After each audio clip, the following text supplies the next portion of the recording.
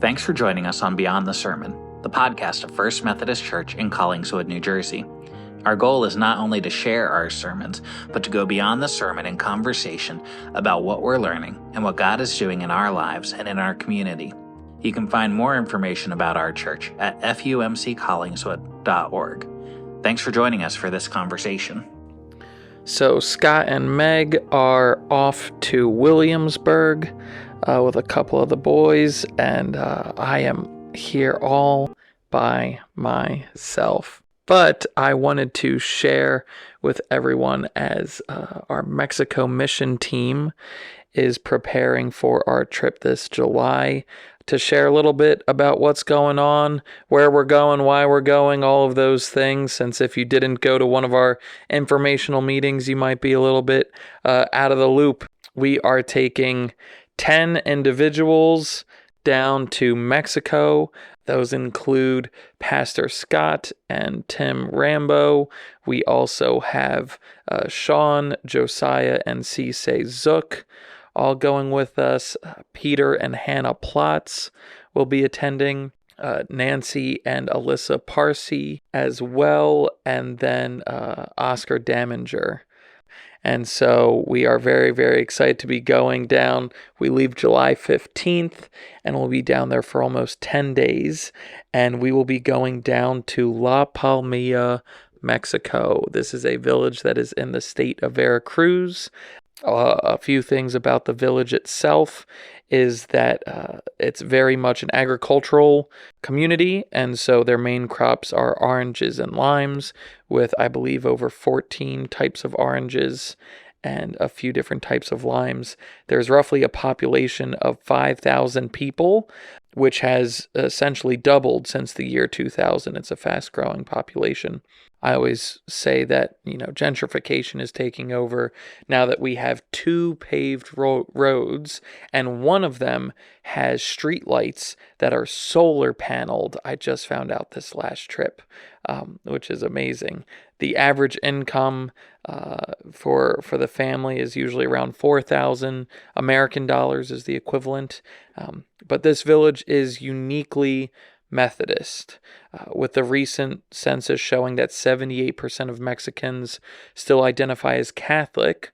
Our community is very, very odd because the Methodist Church is actually 3 times the size of the Catholic Church, and we are actually one of the biggest congregations in the conference for the Methodist Church of Mexico, which is a separate denomination than we are, but still one of the Methodist denominations around the world. Why are we going, right? Because there's a lot of great causes and you can just send your money to one of them, but what's the need and why are we taking a team down there, I think are valid questions. And so a little history of the congregation is that for the past 30 years, the congregation has been aware of their need essentially for space to hold their congregation. They have over 450 members, and for the longest time, their sanctuary could only hold 100. And so my mother went down with mission teams way back when, in the 80s, to help with building a Sunday school building and also bathrooms for the church because they only had the sanctuary that could fit 100 at the time. In 1999, they started to build a new sanctuary, but finances have always been an issue and always hindered the process. And so my mother and I helped lead multiple mission teams starting in 2010 to help finance and help build the new sanctuary, which was finally usable in 2016. But there are still projects that they have that require financial aid.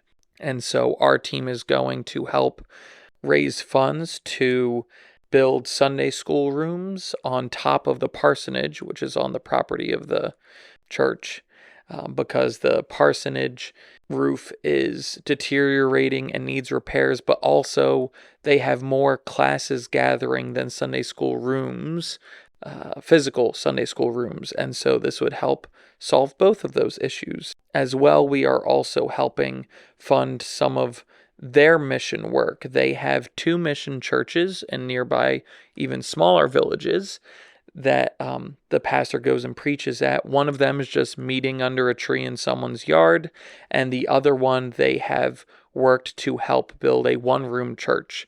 And so they have one room that more recently got a roof and windows, and we will help financially support to get tiles on the floor and parge the walls, which is really exciting. But we are physically going to be helping with building those Sunday school rooms on top of the parsonage. But since most of us that are going don't really have a construction background, why do we need to go down physically to go instead of just sending money down? Well, we are called to encourage one another in the faith, and I have seen the hope and encouragement a mission team brings not only to the congregation, but brings to the team that goes. And post-COVID, I think we could all use a little extra boost of encouragement as the body. And we want to partner with the congregation of La Palmilla in what God is doing in and through their congregation right now.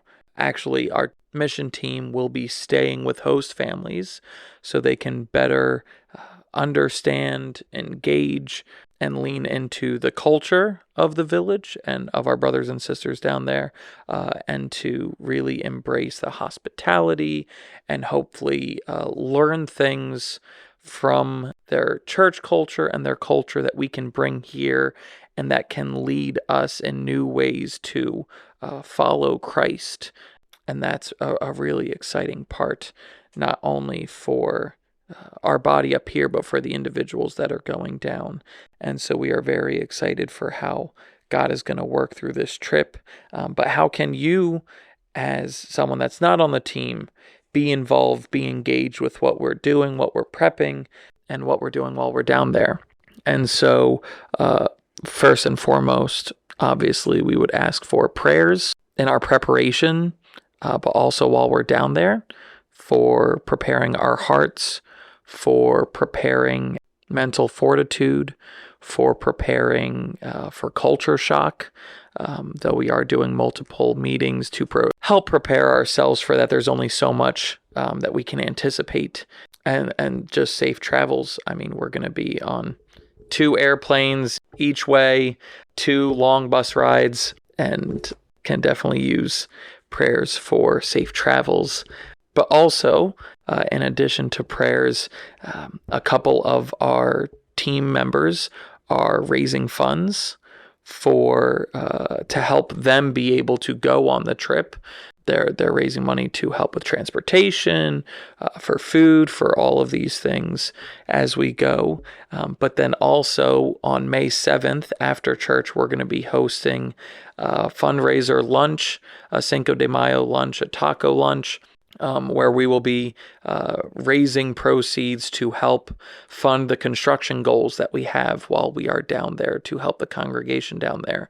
And so we hope that you would put May 7th on your calendar after church and prepare for food and fellowship and supporting our goals as we try and best support our brothers and sisters down there in La Palmilla. And we're excited to see how God is able to use that for his glory and for utilizing us to help provide something, because he is the provider, and he's the one that's orchestrated connecting, our congregation to this congregation down there. And we hope that it's a continued relationship with the community. And we just ask that God would be able to use us in what he's provided us, that we're able to pass it along, and that we would be open to receiving what our brothers and sisters are able to pass on to us through the mission team as they return in July. And so we just thank you so much for everything you're doing, everything that you're doing as we prepare, but also when we get down there. And we'll be sure to keep you guys updated through the church's social media as we lead up to the trip, but especially while we're down there, we'll want to try and give regular updates on how things are going and how God is using us, but also speaking to us and meeting us down there. And I look forward to meeting again here on the podcast with Scott next week after I preach this coming week. And So if you're hearing this on Wednesday or before Sunday, I'd appreciate all the prayers that God would really steer me as I'm preparing to preach on Sunday, that it would be His word and not mine that are shared, and that He would guide it, and that I would be open to any changes or directions that He would want to happen, and that I wouldn't get so fixed on what I have in my mind to share on Sunday. And so, we just ask that He would speak through His word and in and through me on Sunday morning, and that He would bless our time of worship, and that we would prepare our hearts to glorify Him, not only in that time together on Sunday, but as we prepare for it and also afterwards,